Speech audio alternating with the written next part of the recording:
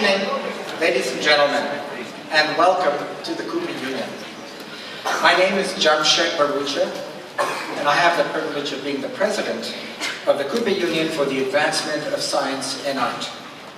Today's event, featuring Palestinian President Mahmoud Abbas, follows a 155-year-old tradition at Cooper Union's Great Hall of providing a platform for ideas and movements that are challenging in their time and consequential in history. Peter Cooper, the founder of Cooper Union, built this hall as a forum for the most divisive issues, a kind of crucible of democracy. He welcomed speakers with whom he disagreed vehemently and viewed respectful, rational discourse as a prerequisite to peace. He tried unsuccessfully to get the governors of the northern and the southern states to meet right here to try to head off the Civil War. Didn't work. As the debate about slavery reached a fever pitch, Abraham Lincoln's address from this very podium catapulted him into the presidency. And Frederick Douglass's brilliant speeches here gave thousands their first exposure to an escaped slave who rose to national prominence for his courage and eloquence. Red Clad, a Native American chief who fought the U.S. Army, spoke here as his people were being driven off their land.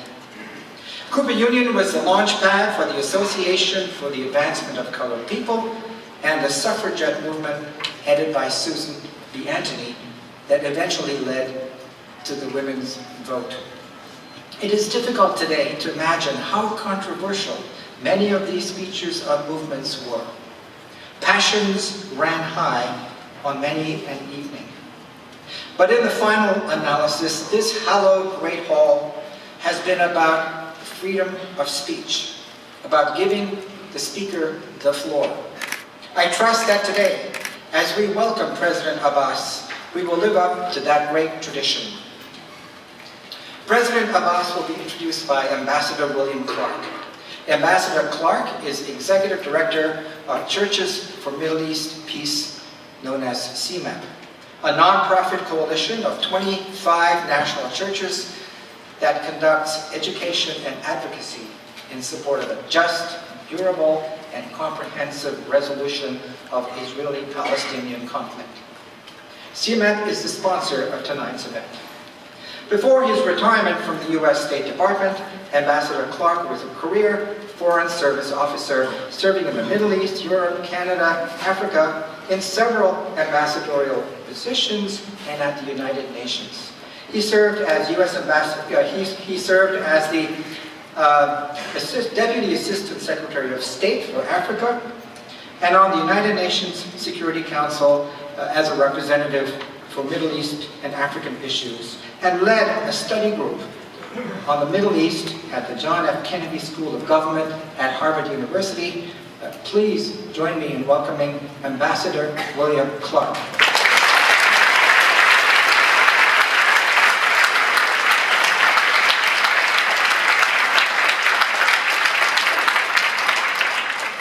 Thank you very much, President Barucha, ladies and gentlemen.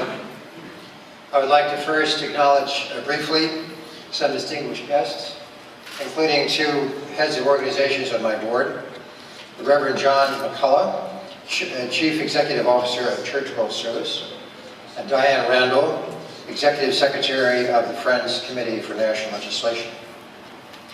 We also have with us a number of other very distinguished friends. I would like to mention in particular the support of my friend David Malouf, a member of my leadership council, whose great energy and enthusiasm made this event possible.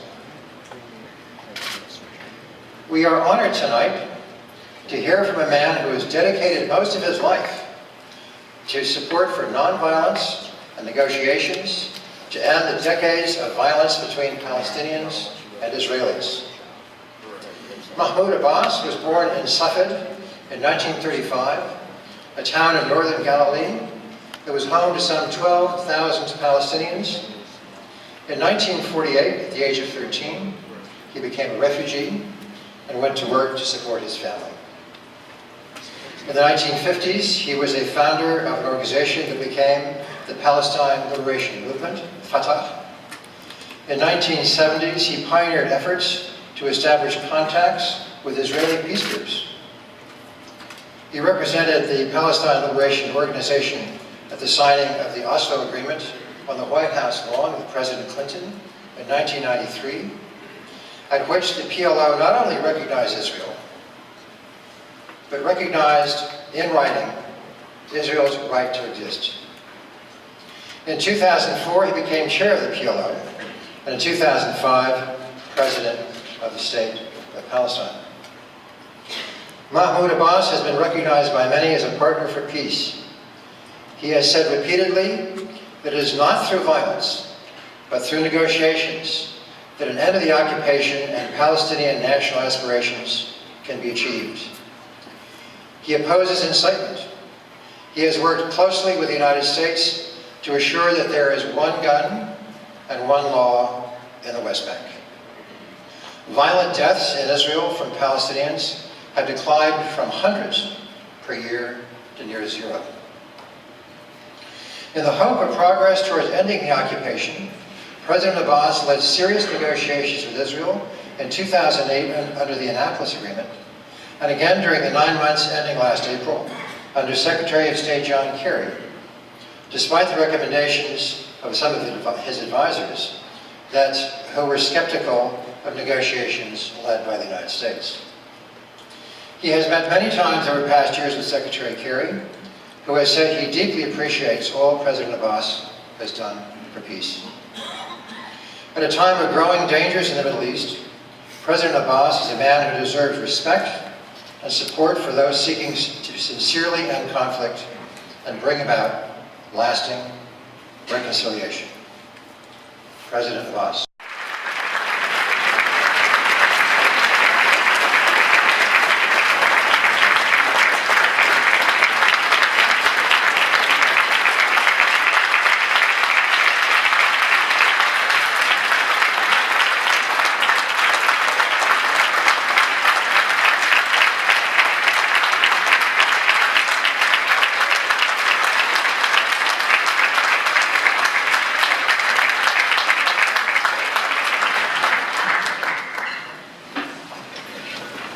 Bismillah ar-Rahman ar-Rahim. President Barucha, Mr. Clark, distinguished faculty and guests, religious leaders, dear students and members of the Cooper Union community, thank you for this opportunity to speak at one of the world's most distinguished colleges. From Cooper Union, I would like to say thank you, America, for extraordinary efforts that you have made to create peace in Palestine, and in particular to President Barack Obama and Secretary of State John Kerry for their endless trips back and forth in search of peace.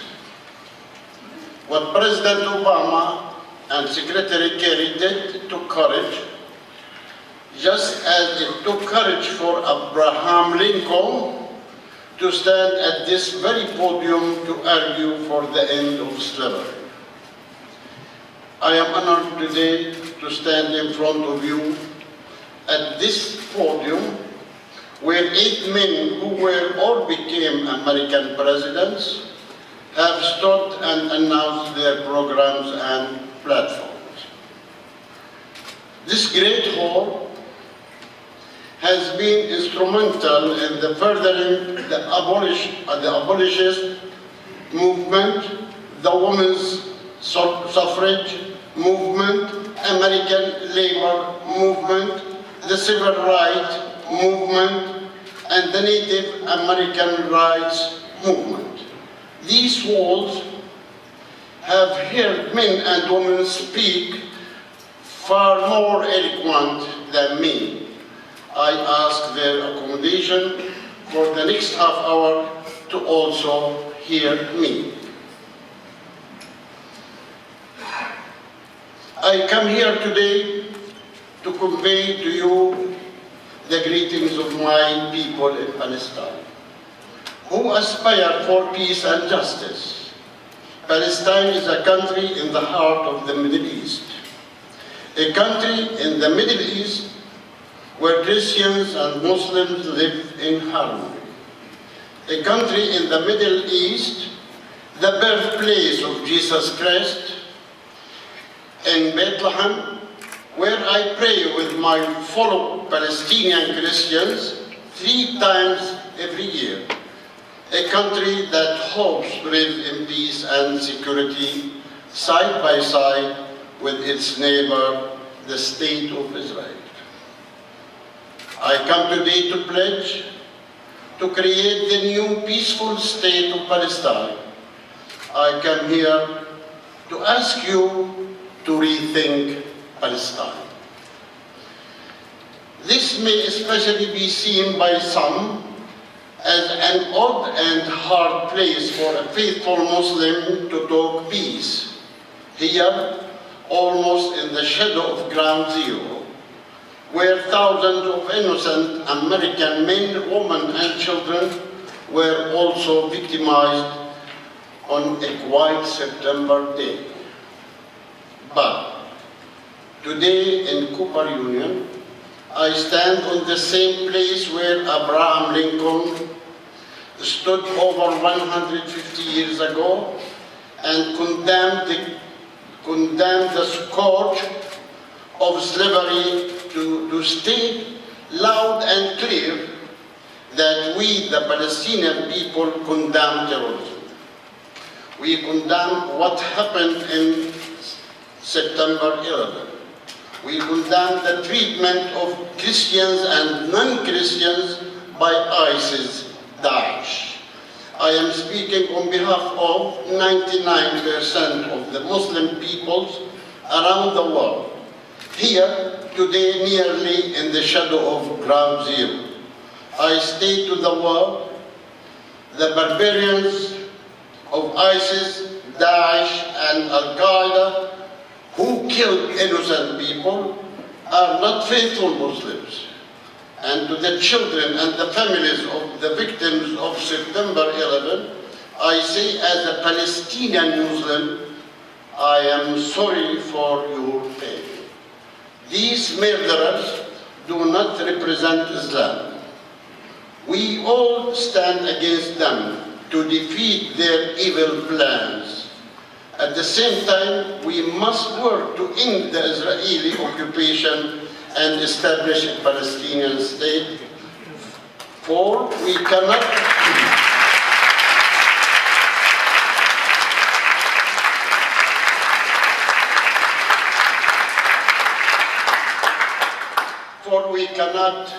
fight terror only by the gun. Recently in the Vatican, Pope Francis, Shimon Peres, the former president of Israel, and I prayed together for peace. We prayed together because though we come from 3 different religious traditions, we all pray, in fact, to the same God, to the same one God of Abraham. Our holy book, the Quran, says, Bismillah ar-Rahman ar-Rahim, O mankind, we created you from a single pair of a male and female and made you into nations and tribes that you may know each other. Verily, the most honored of you in the sight of Allah, the most virtuous of you. I am older than you, 79 years old, to be exact. My life has been largely lived, for better or worse. So today I come to tell you, young people, what I prayed for in the Vatican. I prayed for different ways. I prayed that day for an end to the occupation of my country, Palestine.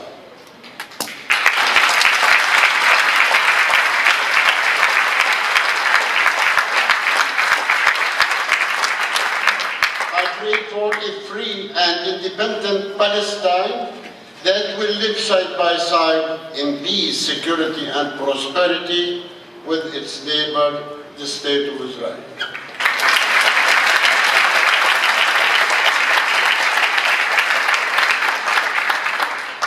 As you may know, Jews, Christians, and Muslims have lived peacefully together in Palestine for centuries. So peace between religions runs through the heart of the most sacred city in the world, Jerusalem. Peace between the world's religions runs through Jericho, the oldest city on earth. Peace between the world's religions runs through Palestine. I prayed with the Pope that day for a Palestine and Israel that build bridges together instead of walls. I made a prayer that someday I will be able to inform the United Nations Convention on the elimination of all forms of discrimination against women, which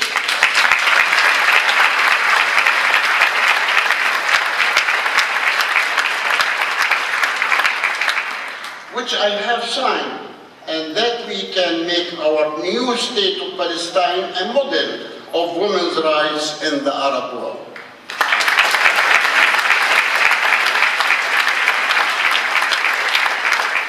I also pray that Israel will finally, after a long wait, live next to Palestine as a good neighbor and not as an occupier.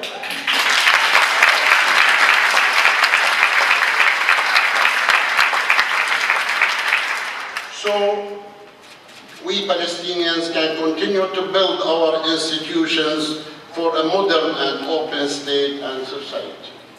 I made a prayer for an America that is a real friend of Israel, not a false friend. And just as real friends do not let friends drive drunk.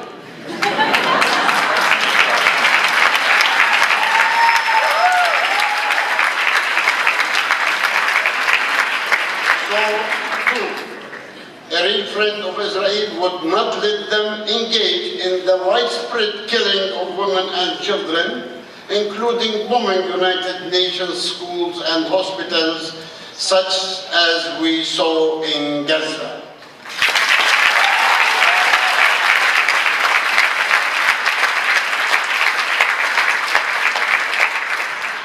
Just as real friends in America don't let friends break the law. A real friend of Israel would not let them advance 15,000 new illegal housing units while at the same time claiming to engage in peace talks.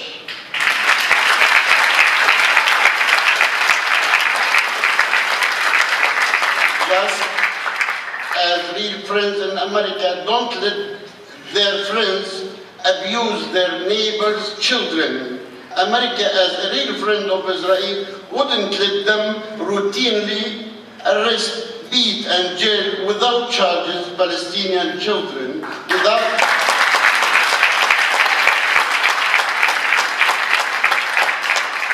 which has been well documented by both journalists and by independent human rights groups.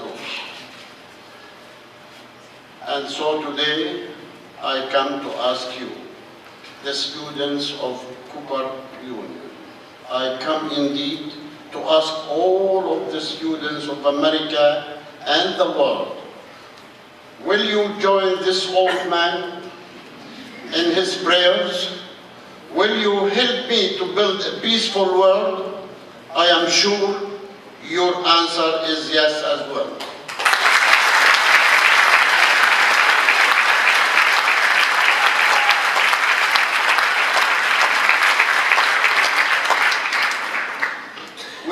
build this world I prayed for, and in fact, a better world than that, because as the Christian Arab philosopher Khalil Gibran since said, the future world of our children is so magical that an old man like me can never visit it, not even in my dreams.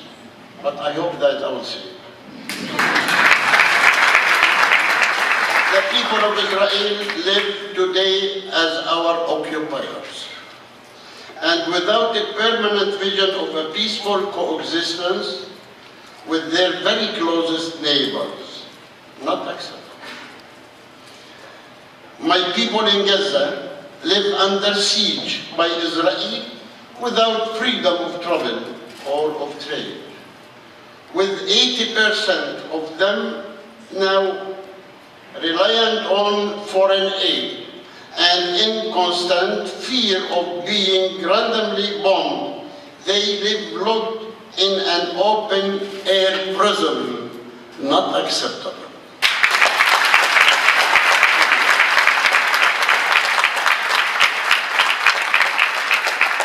Today, Israel maintains control of Gaza airspace, territorial waters, electromagnetic sphere, population registry, and the movement of all goods and people. The relatives of the very people in Gaza that Israel just killed even have to apply to Israel to obtain their death certificates. Is that free people? Not acceptable.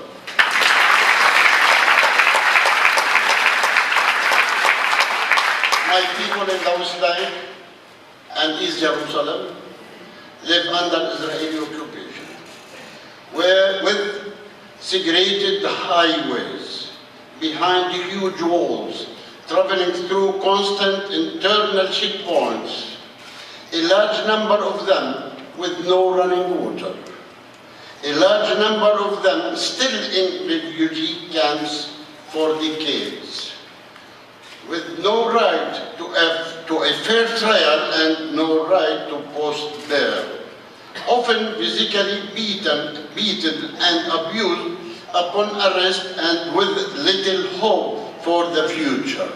Palestinians today have far fewer rights than African Americans in America had in the 1950s. None acceptable.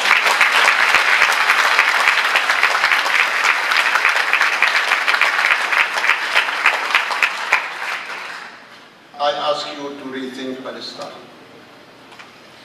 You are smart. Study us carefully. Find the truth contrary to what is so often portrayed in your media. In the last decade, we have done our part. We tried for many months to begin serious negotiations with Israel. We said to the Prime Minister, Benjamin Netanyahu, since you openly state to the whole world that you support the two-state solution, why cannot we agree on a map for two states on the basis of 67 borders? Why, despite many, many requests, we had never gotten a map? I ask you to rethink Palestine. Help us stop the illegal stealing of our land. This week, I will propose to the United Nations a new timetable for peace talks. The key is to agree on a map, to delineate the borders of each country. I say today to Prime Minister Netanyahu, end the occupation, make peace.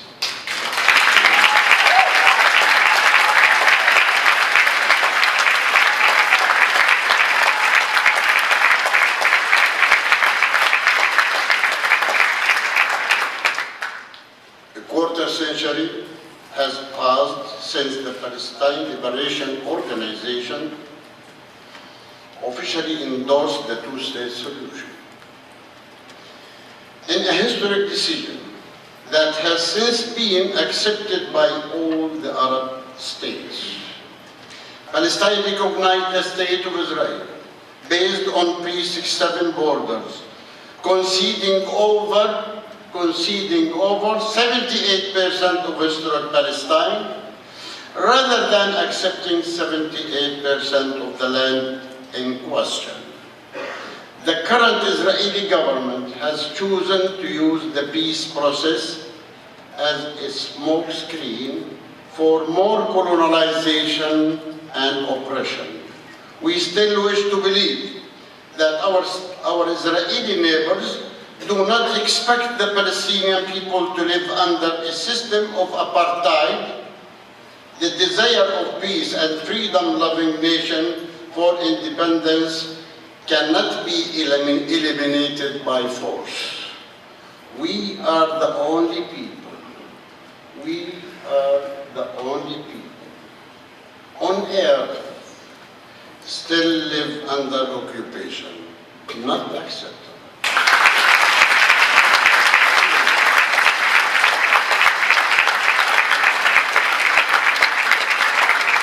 The fact is that the Arab League has presented a complete regional peace plan, the Arab Peace Initiative in 2002, before 12 years. This plan, which still stands, offers Israel full recognition and normalization of relations by 57 member countries of the Arab League and the Islamic Conference. In exchange for what? For Israeli withdrawal to the 67 border and just an agreed solution between us and them to the refugee issue only. The refugee issue based on United Nations Security, General Assembly Resolution 194. So our Nakba, which they deny, our Nakba can come to an end. Arab countries are the primary, if anyone ever again tells you that the Arab countries are the primary barrier to peace, that is simply false. And it has been this way for over a decade. Rethink Palestine. Help us stop the illegal stealing of our land. Prime Minister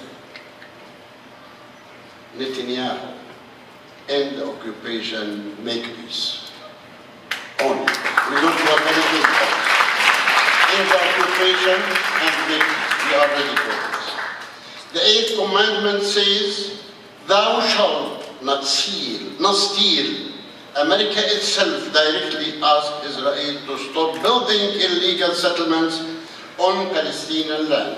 But then Israel did the opposite. During the last 9 months of negotiations sponsored by the United States, after being asked to freeze settlements, Israel advanced housing units of 55,000 new settlers in occupied territories. 55,000 new settlers in the occupied territory, bringing to 600,000 the Israeli settlers, the population in the West Bank. They have now in the West Bank 600,000 settlers, illegal. And of course in the West Bank and East Jerusalem. Is it stealing land covered by the 8th commandment? Under international law, Israel has no right to take that land. Israel's constant confiscation of our land is our most pressing and fundamental problem. It obstructs the achievements of a just and lasting peace with Palestine. This Israeli conduct reminds us of the wise words of late President Kennedy. What President Kennedy said. We cannot negotiate with those who say, what's mine is mine, and what's yours is negotiable.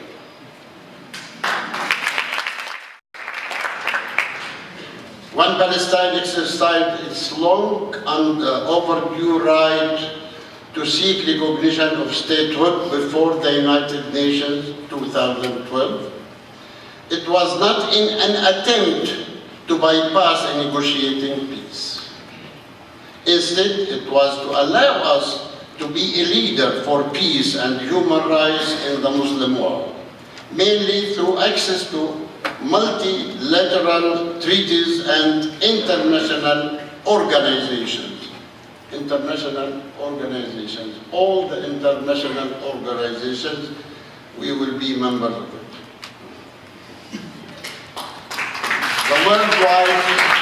The worldwide vote to make us an observer state was in our favor by count of 138 to 9. 138 to 9 in our favor. Only 9 countries in the entire world opposed our application. The dozens of other countries who all voted for us found that we were well qualified to join the peaceful community of nations. These countries have all rethought Palestine just as you must do now.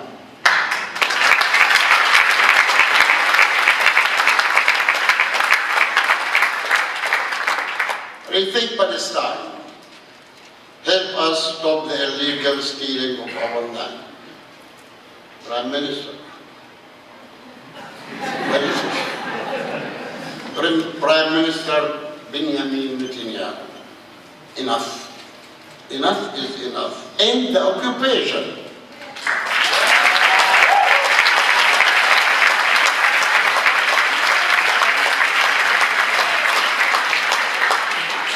We ask that the international community stop hiding behind calls for resumption of talks without holding the Israeli government accountable for its stealing of our land. The international community has the responsibility to protect our people. Living under the terror of settlers, an occupying army, and a painful siege. We want the international community to defend us from the settlers and from the Israeli army. The attitude of the international community toward the Israeli government must be related to holding it directly accountable to international law and human rights. On behalf of the brave Palestinian people, in the tradition of Mahatma Gandhi and Martin Luther King and Nelson Mandela, I still come here to deliver a message of peace and justice to Israel and the rest of the world. Security requires justice and an end of occupation. We cannot understand how the Israeli government can be misguided as to fail to understand that the indiscriminate bombing of Gaza that kills thousands of women and children only sowed more hate. As the president of the Palestinian people, I remain totally committed to the vision of a two-state solution, so we can live in peace with our neighbor Israel. This is the reason I joined Pope Francis together with President Paris in our prayer for peace. Now I have told you about my world. the word of this old man, but you are young. In the language of youth, there is no such word as tayar. All of you. In the vocabulary of youth, there is no such word as failure. In Maine, here in America, in Maine, every summer, young Palestinians, Israelis, Americans, Arabs, and others meet in a camp called Seeds of Peace. Seeds of Peace.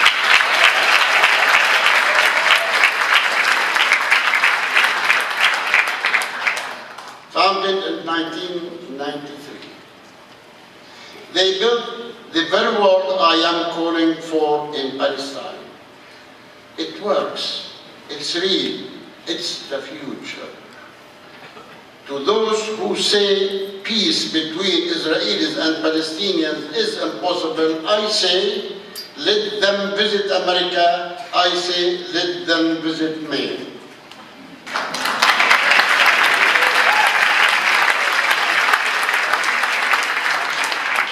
In closing at 79, maybe 89.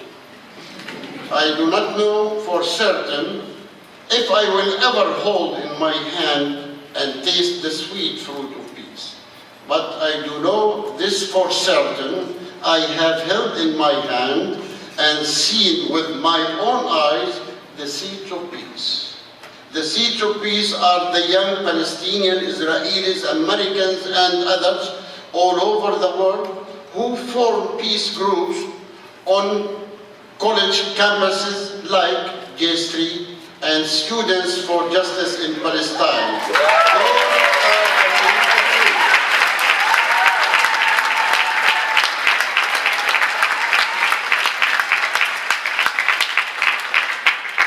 And you are the seeds of peace. You are the seeds of peace. Don't underestimate the power of your youth. You can do a lot. It was the young people who marched in Birmingham, Alabama, with Martin Luther King, who caused race relations in America to be rethought. It was the young people in America whose protests on college campuses against the Vietnam War forced that war to be rethought. It was the young people in America whose protests on college campuses against apartheid caused that injustice to finally end. And I say this to you. You have the power to convince the American people to rethink Palestine.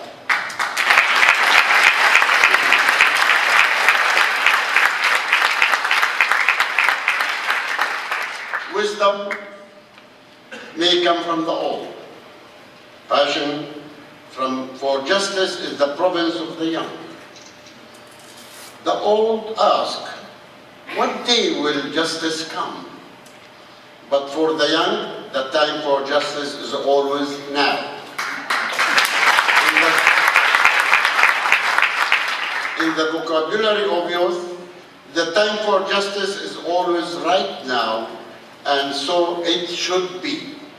It was to the young that Nelson Mandela, a great friend of Palestine, once said that South Africa could never be fully free until Palestine was free.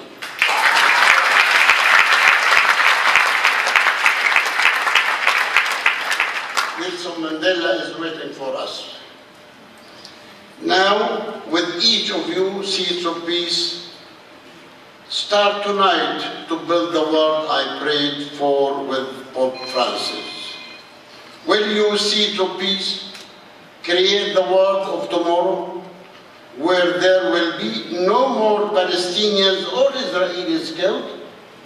Will you, seeds of peace, create a world that supports the 99% of peace-loving Muslims, Jews and Christians, and reject violence, radical religion? Will you see to peace, rethink Palestine, and ask others to rethink it? Will you do that for the sake of Palestinians and Israelis? Of course, you will.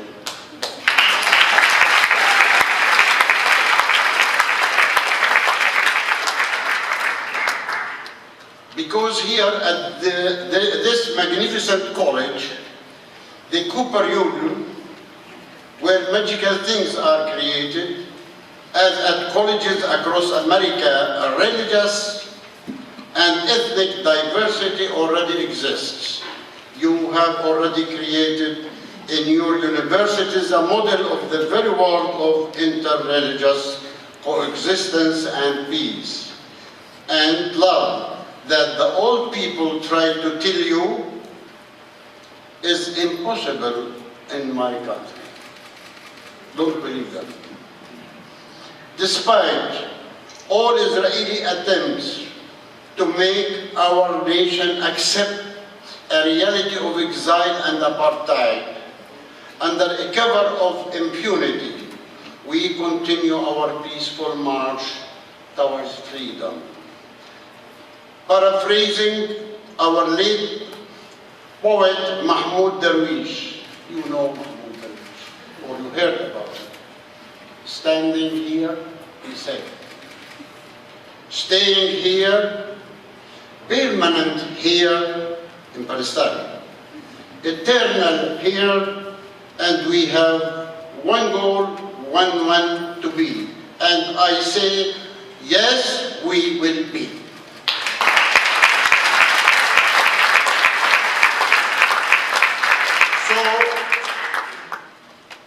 You already know how to build the road to future peace.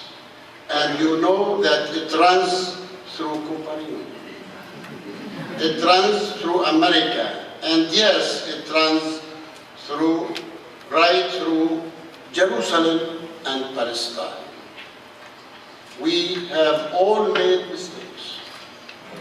But today I say, let us move forward. Let us forgive, not 7 times, but as Jesus himself said, 70 times, 7 times.